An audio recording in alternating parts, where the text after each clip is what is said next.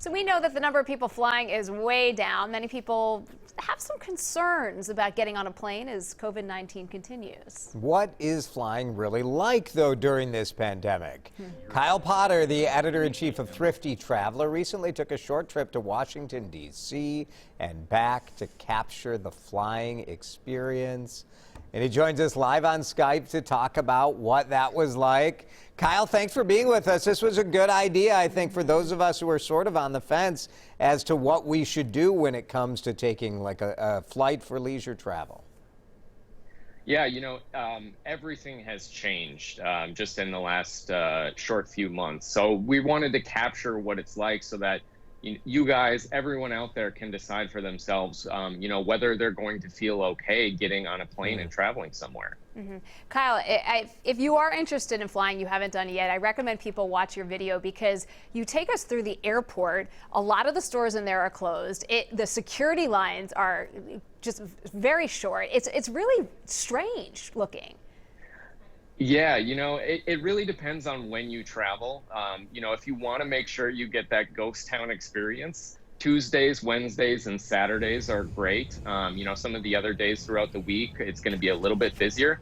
But yeah, it's eerie inside airports, whether you're in the security line, in an airport lounge, or just kind of walking to your gate.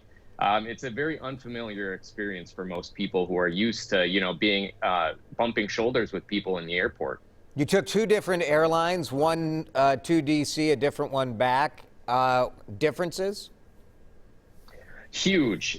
That's the biggest thing right now is airlines are doing things very differently to make passengers feel safer, or in some cases, just selling tickets as cheap as they can. So I flew American out to D.C. American is not blocking seats. So that means you might be sitting next to a stranger, bumping elbows on the armrest. And then I flew Delta home, and all the way through September and perhaps beyond, Delta is saying every time you get on our plane, there will be an empty middle seat next to you to make sure you have some extra space. And that's one of just many differences between airlines right now that we captured in this video.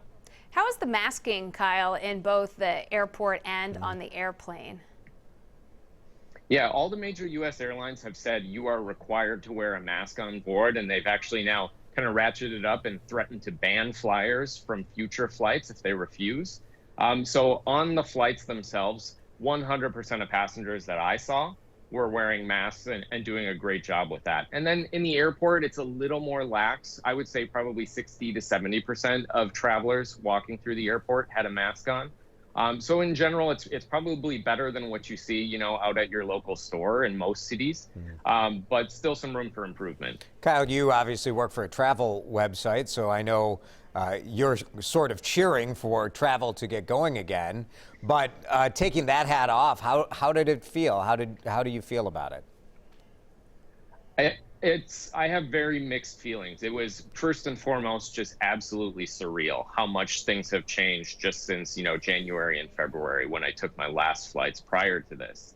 I would say I felt safe for the most part, but that was due almost entirely to the fact that I didn't have anyone sitting next to me on either flight. When I looked at that seat next to me, I thought, you know what, if there was someone right there, I don't think I would get on a plane again. And that's a deeply personal opinion, but I can see why it would be uncomfortable for a lot of people right now, especially given what's going on nationwide.